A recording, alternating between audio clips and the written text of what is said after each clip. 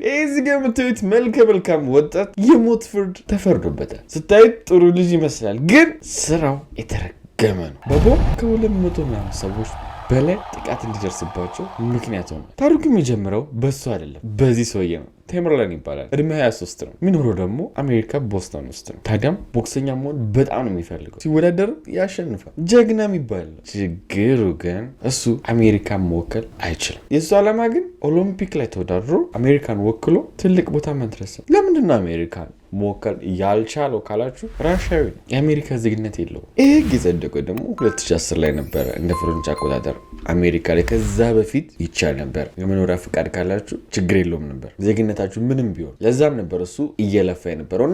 ይህ ህግ ሲያይ በጣም ይበሳጫል። ዲፕሬሽን ውስጥ መግባት ጀመረ። ማይሆን ነገሮችን ማሰብ ጀመረ። ከአመት ሁሉ በኋላ ቦክሱን ተው። እናም አሜሪካን በጣም ይጠላል። አሜሪካ ህልሜን የምፈልገው ቦታ እንዳልደርስ አርጋኛለች ብሎ አሜሪካን ጠላ። ሌሎች አሜሪካ ጠል የሆኑ ሀገራቶችና ተቋሞችን ማግኘትና ማዋራት ጀመረ። እነሱም ደግሞ ና እኛ ጋር መሰልጠን ያለብን ነገር አለ ና ሰልጥን ይሉትና ካለበት ቦስተን ራሽያ ውስጥ የሆነች ከተማለች ዳጊስታን ትባል፣ እዛ ውስጥ ነው ያለው ይሄ ተቋም። እሱን ቆንጆ አድርገው ያሰለጥኑታል። ጭራሽ ሁሉ ከነበረበት አሜሪካ ጠል ፕሮማክስ ይሆናል። እናም ወዲያው ከ6 ወር በኋላ ይመለሳል ስልጠና ወስዶ። በዚህ በኩል ደግሞ ስለ መልከ መልካም ወጣት ልንገራችሁ። ዞሃር ነው የሚባለው። ዞሃርም እድሜው 19 ነው። የቴምርለን ወንድም ነው፣ ታናሽ ወንድም። እናም ቴምርለን እዛ ሰልጥኖ መጥቶ ይህን ጥላቻው ለታናሽ ወንድሙ ማስተማር ጀመረ። ጭራሽ ሁሉ አንድ ላይ ሆነው ወንድማማቾች አሜሪካ ላይ ጥቃት መክፈት አለብን አሉ። ቀላልም እንዲሆን አልፈለጉም። በቃ ብዙ ሰው የሚጎዳበትን ነገር ነው መፍጠር የፈለጉት። መቼ እናድርገው? የት ነው የተሰበሰበ ሰው ልናገኝ ምንችለው ብለው ደግሞ ሲያስቡ በቅርብ ሊዘጋጅ የታሰበ የሩጫ ማራቶን አለ፣ እዛ እንዲሆን አሰቡ። ቡምቡም ደግሞ አንድ ቦታ አይደለም 2 ቦታ እንዲዘጋጅ አሰቡ። ወዲያው የሚያስፈልጋቸውን እቃ ሪሰርች ማድረግ ጀመሩ። እነሱንም እቃዎች መግዛት ጀመሩ። እናም በቀላሉ ሊገኝ የሚችል ደግሞ በፕሬሸር ኩክ የሚሰራ ቦምብ አለ፣ እሱን አዘጋጁ። ከትንሽ ወራቶች በኋላ ይሄ ማራቶን ተዘጋጀ። የቱ ጋር ማድረግ እንዳለባቸው ሲያስቡ ብዙ ሰው ማለቂያው ላይ እንዳለ ተመለከቱ። እናም ሄደው አንደኛውን ቦምብ እዛው አስቀመጡት፣ አንደኛውን ቦምብ ደግሞ ተቀራራቢ አድርገው አስቀመጡት። ከዛ ቴምርለንም ወንድሙም ቦታውን ለቀው ሄዱ። ሰውም እንደለመደው ሩጫውን እየሮጠ ባለበት ሰዓት ትንሽ ደቂቆች በኋላ ይሄ ቦምብ ፈነዳ። ትንሽ ቆይቶም ሁለተኛው ቦምብ ፈነዳ። በዚህም ብዙ ሰው ተደናገጠ፣ ብዙ ሰው ተጎዳ። እዛውም 3 ሰው ሞተ።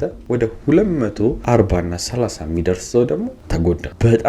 በጣም አደገኛ ቦምብ ነው ያጠመዱት። ኖርማል ቦምብ ቢሆን ቢያንስ 5 ሰው 6 ሰው ቢገድል 230 ምናምን በላይ መጉዳት ማለት በጣም አደገኛ ቦምብ ነው። ወዲያውም ታዲያ ኤፍቢአይ ሮጦ መጣ። ፖሊሶች ምርመራ ማድረግ ጀመሩ። አምቡላንስ መጥቶ የተጎዱትን ወደ ሆስፒታል መውሰድ ጀመረ። ምርመራውም ቀላል አልነበረም። ትልቅ ምርመራ ከፈቱ። ሁሉንም ሰው መጠየቅ ጀመሩ። የተለየ ሰው አይታቸዋል፣ እንደዚህ አይነት ሰው አይታቸዋል፣ የምጠረጥሩት ሰው አይታቸዋል ብለው። ታዲያም ጊዜ አልፈጀባቸው። እዛ ጋር ሰዎች ካሜራ ይዘው ነበር። ያው መጨረሻ ላይ አይደለ መግቢያ ላይ ፎቶ ለመነሳት ጓደኞቻቸውን የሚሮጠውን ሰው ፎቶ ለማንሳት ካሜራ አብዛኞቹ ሰው ከነሱ ካሜራ ላይ መፈለግ ተጀመረና አንድ ፎቶ ብዙም ጥራት የሌለው አገኙ። ቴምርለን እና ዞሃር ያለበት ግን ችግሩ ይሄ ፎቶ በደንብ ጥርት አድርጎ አያሳይም ማንነታቸው። ይህም መረጃ ደግሞ ኤፍቢአዮች ለህዝቡ ፐብሊክ ማድረግ እኚህን ሰዎች ነው የፈለግነው ማለት አልፈለጉም፣ ጥርት ያለ ነገር እስከሚያገኙ። በዛ ላይ ደግሞ ከሱም በላይ ማንነታቸው እንደታወቀ ከገባቸው እኚህ ሰዎች ሳይያዙ ሌላ ጥቃት ሊያደርሱ ይችላሉ፣ ሁለተኛ ደግሞ ሊያመልጡም ይችላሉ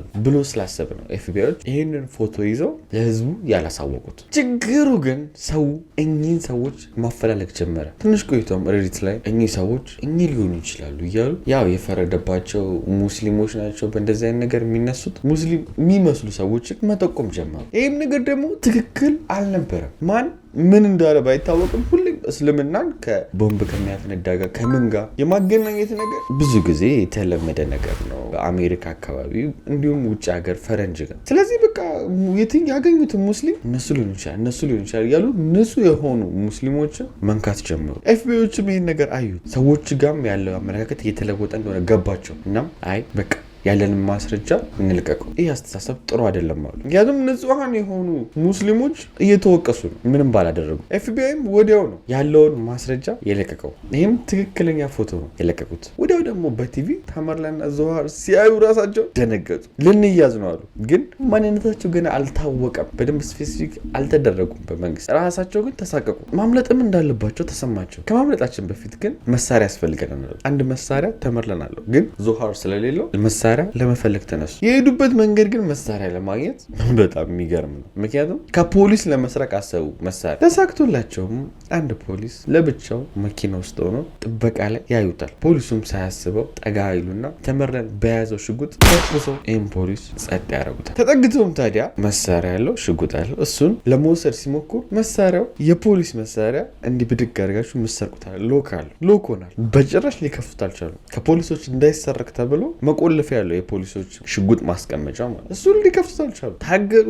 ታገሉ ሽጉጡን ሊያወጡት አልቻሉ። ነገሩም በደንብ ሳይደምቅባቸው ግርግር ሳይፈጠር ከቦታው ብን ብለው ሄዱ። መሳሪያውን ሳይወስዱ ትንሽ ግን እንደተጓዙ መኪና ያስፈልገናል አሉና በመሳሪያ መኪና አስቆሞ የመኪናውን ባለቤት እንደ ታጋች አድርገውት መኪናውን ይወስዳሉ። ለምን ግን እዚህ ጋር ሁለት መኪና መጠቀም እንደፈለጉ አልገባኝም። መጀመሪያ ይዘውት የነበረው መኪና ታናሽ ወንድምየው እንዲነዳ ይደረጋል። ይሄኛውን በመሳሪያ አስፈራርተው የተቀበሉትን መኪና ደግሞ ታላቅየው ይነዳል። ሁለቱም ደግሞ ተመሳሳይ ቦታ ነበር የሄዱት፣ ጋዝ ስቴሽን። ችግሩ ግን መኪናው ገና እንደቆመ መኪናውን ወስደው ያገቱት ሰውዬ ከመኪናው ዘሎ ይወጣል። ሊይዙትም አልቻሉ፣ መተኮስም አይችሉም፣ ማደያ ላይ ናቸው። እሱም ደግሞ እንደምንም ሮጦ ሌላ ማደያ ጋር ሄድና ይደውላል ለፖሊሶች። የተፈጠረውን ነገር ለፖሊሶች ዝቅዝቅ ያደርገዋል። ፖሊስም ይሄን ነገር ለመያዝ ወዲያው ፍተሻና ፍለጋ ጀመረ። ብዙምም አልቆየም፣ ወዲያው ተመርለን ባለበት ፖሊሶች ከበቡት። እሱም ወዲያው በያዘው ሽጉጥ መታተሽ ጀመረ። ዞሃር ግን እሱን ለመክበብ አልተመቻቸውም ነበር እና እሱ ቦምቦችን ይዞ ነበር። እሱም ቦምቦች ይወረውርባቸዋል። እናም እሱን ለመጠጋት በጣም ከበዳቸው። ተመርለን ግን ጥይቱን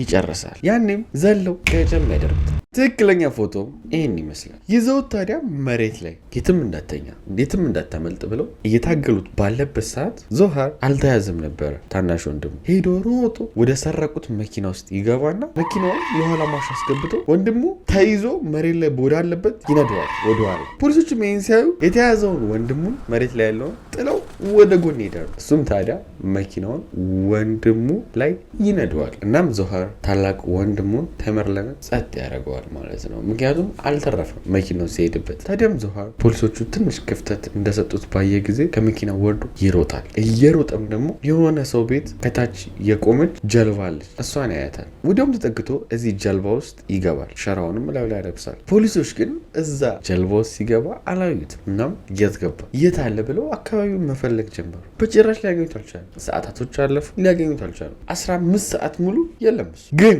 እና በዚህ ዞሃር አመለጠ ማለት ነው። በጭራሽ ለ15 ሰዓት ሙሉ እዛ ጀልባ ውስጥ ቢሆንም ፖሊሶች ባይዙትም ባለቤቱ ጀልባውን ያያል። እናም ሸራው ተከፍቷል። ማን የከፈተው ምንድን ነው ብሎ ሸራውን ሊያስር ሲጠጋ ውስጥ ዞሃርን ያያል። ምንም አልተደራደርም። ወዲያው ሄዶ ፖሊስ ጋር ደወለ። ፖሊስም መጥቶ ዞሃርን ከጀመረ የዞሃርም አሳይቻቸዋለሁ። ድጋሚ ለማሳየት ትክክለኛ ፎቶ ይህን ይመስላል። ፍርድ ቤት ቀረበ።